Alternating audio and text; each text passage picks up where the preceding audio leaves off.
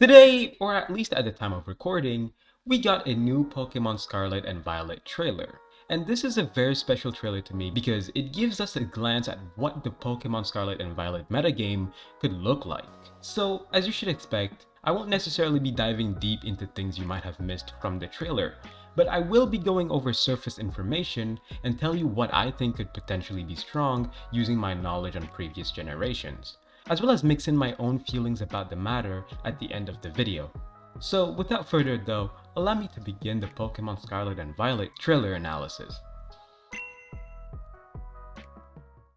Like any Nintendo trailer that respects itself, you know we gotta begin with the iconic Switch sound. And right off the bat, we can tell this is going to be a fast-paced trailer as we are introduced to a new Pokemon in the first few seconds, Cyclizard. The first bit of information we got about this Pokemon is its type, Dragon Normal.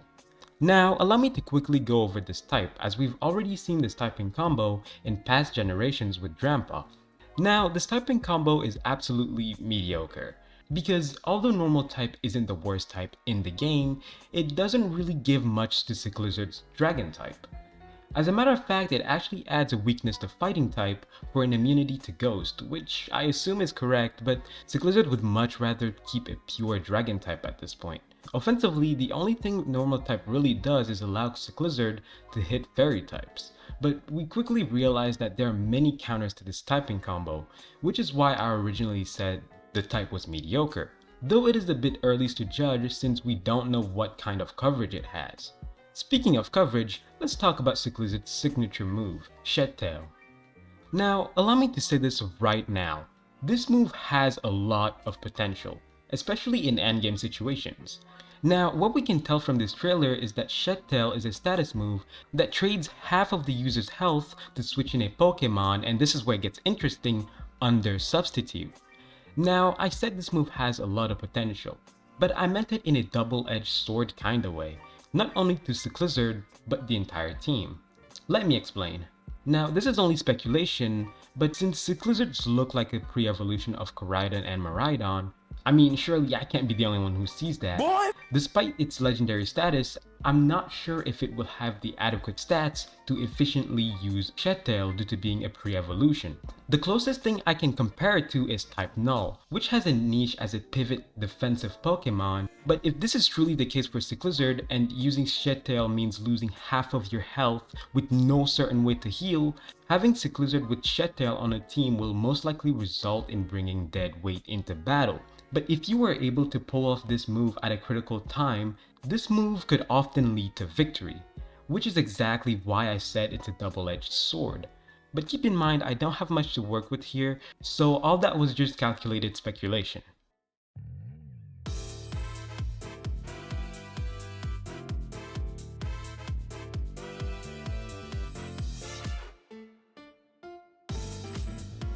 Let's move on to something else, Mirror Herb.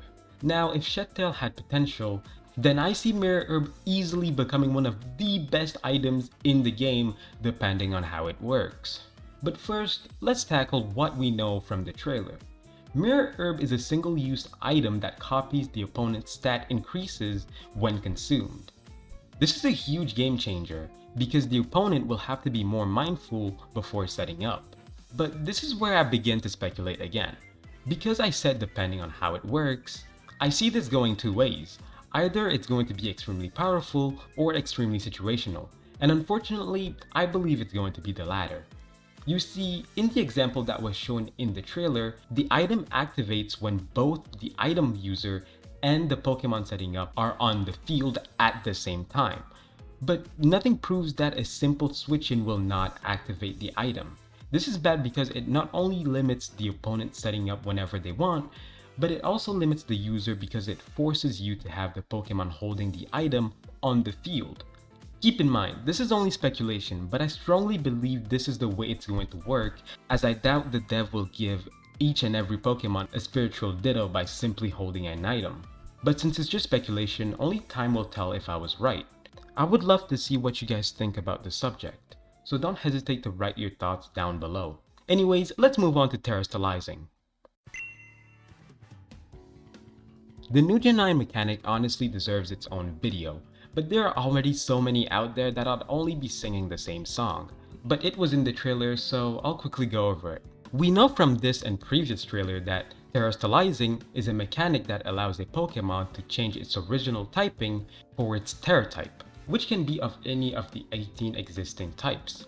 Along with changing the type, the Pokemon also gets a stab of its Tera type, and if a Pokemon were to Terastallize into the type it originally had, the stab boost is multiplied by a factor of 2, virtually giving the Pokemon the ability adaptability. Many people seem to overlook this fact, and I have heard people talk about Terastallizing being used for defensive means, as shown in the trailer. And even though it could be viable, and some Pokemon would much rather lose their horrible typing, Terastallizing for offensive purposes will often be preferable, because the use of a single type as a defensive measure will often than not lead to wasting a valuable resource. I believe that instead of changing type, players will often prefer to Terastallize into their original type to gain the stab boost, effectively making Pokemon like Aquajet Groudon under Rain even more menacing. Now, as I promised, I'll be talking about my own feelings on the whole Gen 9 situation. When the games were originally announced, I was extremely worried, pessimist even, that the game devs were releasing another Pokemon game so early after Legends Arceus. But as time went by, I am really glad to announce that after Gen 7, this is the first Pokemon game that I am actually excited about. And even though I sort of dropped the games, competitive Pokemon was something I was never willing to let go of. I'll be honest, Gen 8 was a horrible meta for me. At first, everything was so bulky and matches so slow. Then after, some Pokemon became so strong, it was a necessity to have them on your team to hopefully be competitive.